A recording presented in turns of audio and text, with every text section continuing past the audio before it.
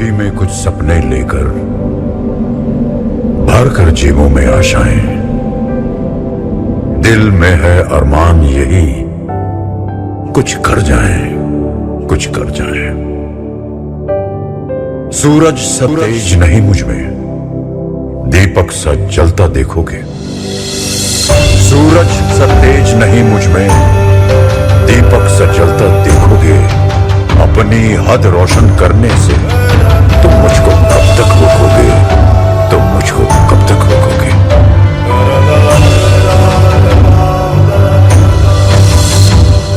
मैं उस माटी का वृक्ष नहीं जिसको नदियों ने सींचा है। मैं उस माटी का वृक्ष नहीं जिसको नदियों ने सींचा है। बंजर माटी में पल कर मैंने मृत्यु से जीवन खींचा है। दोस्तों, मैं संतोष जोशी, राजस्थान के चूरू जिले के कोयना गांव से। मेरी स्कूली शिक्षा मेरे गांव में ही संपन्न हुई है और उसके बाद मैंने BSTC किया और मेरी BSTC इसी साल पूरी हुई है। उसके बाद मैंने इस वर्ष आयोजित हुई रीट परीक्षा को दिया, जिसमें मैंने 139 अंक प्राप्त किए। हेलो दोस्तों, पढ़ई पंथी यूट्यूब चैनल पर आप सभी का स्वागत है। मैं हूं आपका होस्ट एंड दोस्त पवन और आप ही की तरह एक लर्नर। दोस्तों, आज हम इस चैनल के माध्यम से आपका परिचय उस शख्सियत से करवाने जा रहे हैं जिनका संघर्ष अपने आप में लाजवाब है। विपरीत परिस्थितियों के बावजूद हाल ही में आयोजित रीट भर्ती परीक्षा 2021 में लेवल 1 में इन्होंने 139 अंक हासिल करके सफलता अर्जित की है। तो संतोष जी, आपका इस चैनल पर हार्दिक अभिनंदन है। बहुत बहुत धन्यवाद सर, आपने मुझे अपने चैनल पर बुलाया इसके लिए। सर, आप अपना थोड़ा सा परिचय बताइए, आपकी स्कूली शिक्षा, आपके पिताजी का जो व्यवसाय है उसके बारे में और आपकी जो पारिवारिक पृष्ठभूमि है उसके बारे में थोड़ा सा आप परिचय दीजिए। मेरा नाम संतोष जोशी है। मैं राजस्थान के चूरू जिले के कोयना गांव से हूँ। मेरे माता पिता खेती का कार्य करते हैं और मेरे 5 बहन और मैं एक भाई हूँ। मेरी स्कूली शिक्षा मेरे गांव के सरकारी स्कूल में हुई है और 12th के बाद मैंने BSTC शुरू किया। उसके बाद BSTC करने के उपरांत इस वर्ष मैंने रीट परीक्षा में 139 अंक प्राप्त किए हैं। जी सर, पहले तो आपको बहुत बहुत बधाई कि आपने इतने अच्छे अंक हासिल किए हैं। जैसे कि आपने बताया कि 12th के बाद में आपने BSTC में प्रवेश लिया है, तो BSTC में प्रवेश लेने का आपका उद्देश्य या किसी ने आपको प्रेरित किया है वो बताइए।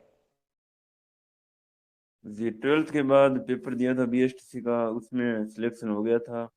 फिर बड़ों ने राय दी कि BSTC करनी चाहिए, तो BSTC करनी शुरू कर दी। इसके लिए डाइट कॉलेज चूरू मिली थी मुझे, वहाँ से अप डाउन करता था मैं डेली, क्योंकि रहने में मुझे काफ़ी इससे ज़्यादा परेशानी होनी थी, तो अप डाउन ही मैंने सही माना और मेरा बहुत अच्छा अनुभव रहा। हालांकि परेशानियाँ ज़रूर रही, लेकिन बहुत अच्छा अनुभव मिला। वहाँ के गुरुजनों ने भी मेरी काफ़ी हेल्प की और काफ़ी अच्छे दोस्त मिले और इस तरह उसके BSTC पूरी हुई। और बिल्कुल सर, आपने लगभग 2 वर्ष तक अप डाउन किया था डेली 40 या 45 किलोमीटर बस के थ्रू, जो कि अपने आप में एक बहुत बड़ा संघर्ष मैं कह सकता हूँ कि आपने किया है। इतनी परेशानियों के बावजूद आप डटे रहे और इसका परिणाम आपने रीट जो भर्ती परीक्षा है उसमें हासिल किया है और संघर्ष की आपको विजय हुई है। ठीक है सर, तो BSTC का आपका ऐसे सफर शुरू हुआ, तो मेन मुद्दे की बात आते हैं रीट एग्जाम पर। तो रीट का नाम आपने सर्वप्रथम कब सुना था और इसकी प्रॉपर तैयारी आपने कब स्टार्ट करी थी? रीट का नाम मैंने जब फर्स्ट ईयर के पेपर हो चुके थे हमारे, उसके बाद इसकी चर्चा होने लगी थी कि रीट भर्ती आने वाली है। ये बात 2019 दिसंबर के आसपास की है और तब 1 जनवरी 2020 को मैंने उत्कर्ष क्लास से जोधपुर का कोर्स लिया था और वहीं से मेरी प्रॉपर रीट की तैयारी शुरू हुई थी। आपने बताया कि 1 जनवरी 2020 और लगभग 26 सितंबर तक आपने लगभग 1.5 वर्ष से भी अधिक इस एग्जाम की तैयारी की है। तो इस तैयारी के दौरान आपने किन किन संसाधनों का प्रयोग किया उसके बारे में बताइए। तैयारी के दौरान आपका कोई अनुभव है तो वो भी आप बता सकते हैं कि इतनी लंबी तैयारी के दौरान आपने मतलब किन किन सोर्स से पढ़ाई की है, किन किन प्लेटफॉर्म का आपने उपयोग किया था। पुष्कर क्लासेस का ही कोर्स पढ़ा था, बाद में उसके टेस्ट भी दिए थे। और जैसा कि निर्मल गहलोत सर खुद भी कहते हैं कि हमारा भी पढ़ो और दूसरों का अच्छा लगे तो दूसरों का भी आप पढ़ो, उसी हिसाब से मैंने भी अन्य कोचिंग के भी सारी टेस्ट सीरीज ली थी, जैसे परिष्कार, कलाम अकेडमी, परीक्षा ऐप, धीर सर, वंदना जादौन मैम, ऐसे बहुत सारे टेस्ट सीरीज ली थी और टेस्ट देता था मैं। जैसे कि कहा जाता है कि बेरोजगार का कोई धर्म नहीं होता है, वो मंदिर भी जाता है तो मस्जिद भी जाता है। उसी प्रकार एक सफल अभ्यर्थी की तरह आपने भी जितने भी प्लेटफॉर्म उपलब्ध थे उनकी सहायता लेते हुए अपनी तैयारी को मजबूत किया है।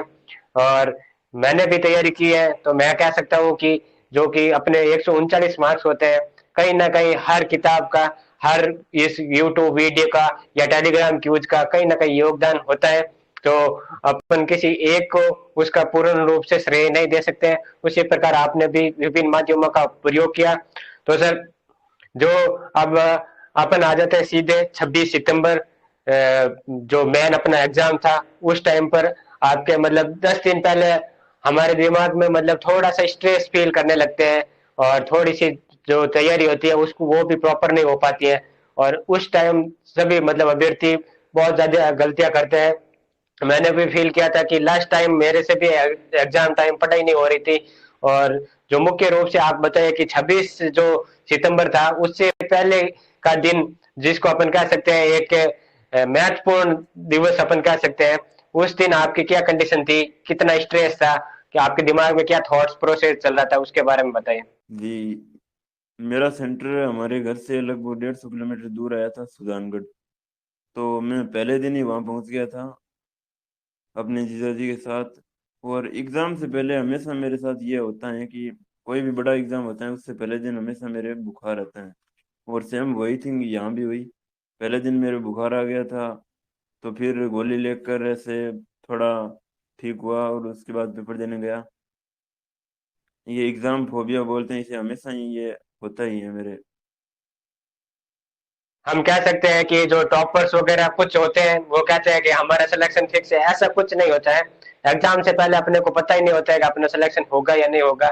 उस टाइम टॉपर भी स्ट्रेस फील करता है, और हमारे जैसे जो सामान्य अभ्यर्थी है वो भी स्ट्रेस फील करते हैं। और मैंने तो उस दौरान हनुमान चालीसा का वीडियो काफी टाइम तक देखा था, ताकि स्ट्रेस रिलीज होए, तो थोड़ा सा कॉन्फिडेंस आए। तो वो वाली मतलब फर्स्ट अपन कह सकते हैं कि जो डे होता है एग्जाम का, उस टाइम अलग माहौल और स्ट्रेस, उसका मैं आप एग्जाम फोबिया के मैं आपसे तुलना कर सकता हूँ और उसको महसूस कर सकता हूँ। जी सर। अभी इसके बाद में मेरे कुछ क्वेश्चन है, जैसे कि ऑनलाइन स्टडी, अभी जो टेलीग्राम एक नया प्लेटफॉर्म अभ्यर्थियों के लिए है, मैं अभी काफी समय से टेलीग्राम पर क्यूज वगैरह चलाता हूँ और ग्रुप भी मैं कंडक्ट करवाता हूँ। तो मैं आपसे जानना चाहूंगा कि ये टेलीग्राम किस प्रकार से इसका अपन अधिकाधिक प्रयोग करके मतलब अच्छे पॉजिटिव रूप से इसका किस प्रकार से यूज कर सकते हैं। साथ ही साथ इसमें कुछ अपने नेगेटिव भी होते हैं, मोबाइल ज्यादा चलाने से चैटिंग वगैरह की लत लग जाती है, कुछ अपन अदर एक्टिविटीज जैसे यूट्यूब वगैरह से एंटरटेनमेंट वीडियो देखने लग जाते हैं। तो उसको कैसे आपने ओवरकम किया, उसके बारे में मैं आपसे जानना चाहूंगा। आपने कहा, हमने एक टेलीग्राम ग्रुप बना रखा था, उसमें हम डिस्कस करते थे। जो भी क्वेश्चन नया आता था या हमको क्लियर नहीं था उसके बारे में पूरा डिस्कस करते थे। और अपन एक दूसरे का स्कोर भी शेयर करते थे हम। तो उससे काफ़ी ऐसे मोटिवेट भी होते थे कि आज मेरा कम हुआ है तो ज़्यादा करने का प्रयास करूँगा। तो उससे अच्छा रिस्पॉन्स भी मिलते हैं। और दूसरी तरफ उसके कुछ नेगेटिव रिस्पॉन्स भी होते हैं, जैसे ये इसकी लत लग जाती है तो ये काफ़ी खतरनाक हो सकता है। मेरे भी ये लत लग गई थी एक बार, यूट्यूब की लत लग गई थी, तो मैं काफ़ी ऐसे एंटरटेनमेंट के लिए देखता था मूवीज़ वगैरह। तो फिर दोस्तों ने इसमें काफ़ी हेल्प की और फिर दूर हुआ, मोबाइल दूर रखता था तो मदद मिली। का मतलब सोच समझ कर यूज करना चाहिए। और जैसा कि आपने बताया कि टेलीग्राम पर छोटा सा ग्रुप था, उससे आप लगातार जो कोरोना का माहौल था उसमें भी आपका जो सकारात्मक जो रीट की बातें चल रही थी, रीट से संबंधित क्वेश्चन उन्हीं पर डिस्कशन, इस तरीके से मतलब वही माहौल चलता रहता है। तो एक वर्चुअल एनवायरनमेंट अपन क्रिएट कर सकते हैं। तो सर, मैं ये आपसे अगर पूछना चाहूंगा कि जो आपने स्कूली शिक्षा एक सरकारी विद्यालय से की है, हाँ, हमने तो इंटर्नशिप के दौरान ही थोड़ा सा बहुत मतलब सरकारी विद्यालय से रूबरू हुए थे, तो आपने काफी लंबा समय सरकारी विद्यालयों से गुजारा है और आप एज ए अब टीचर भी वहां पर जाएंगे। तो आपने मतलब शुरुआत में क्या फेस किया है सरकारी विद्यालयों के बारे में? ऐसा अपन लोगों से सुनते हैं कि सरकारी विद्यालयों में बिल्कुल भी पढ़ाई नहीं होती है और टीचर भी प्रॉपर नहीं होते हैं, तो इसके बारे में आपकी क्या राय है? और साथ ही साथ अगर आप टीचर बनकर जाते हैं तो आप क्या परिवर्तन देखना चाहेंगे? ये मैंने भी फेस किए हैं, क्योंकि मैं लगातार सरकारी स्कूल से जुड़ा रहा हूँ। वहाँ पर एक तो ये कहा जाता है अध्यापकों के लिए कि टीचर्स पढ़ाते नहीं हैं, पेपर पढ़ कर चले जाते हैं। ये काफी लोगों से कहते हुए सुना है और कई बार देखा भी है, लेकिन काफी गलत लगता है जब ऐसा देखते हैं। तो ऐसा नहीं करना चाहिए। और मैं तो कम से कम ये तो कोशिश करूंगा, सबसे पहले शुरुआत अपने से ही की जाती है, तो ये तो कोशिश करूंगा कि लोग मेरे बारे में ऐसा कहने का मौका लोगों को मैं ना दूं। और दूसरी बात कि टीचर्स की कमी हमेशा ही रहती है सरकारी स्कूलों में। ये मेरे टाइम भी रही थी जब मैं कक्षा 6 से 9 के बीच था। तो वहाँ पर मैथ्स का टीचर नहीं था हमारे, तो हमें काफ़ी परेशानी हुई। तो ऐसी परेशानियों को दूर किया जाना चाहिए। बिल्कुल सर, आपने बहुत अच्छी बात कही है कि अगर अपन बदलाव देखना चाहते हैं तो शुरुआत अपने समय से करनी पड़ेगी, खुद से अपने को शुरुआत करनी है। तो 31,000 जो ये खेप है और 50,000 भी जल्द हो सकती है।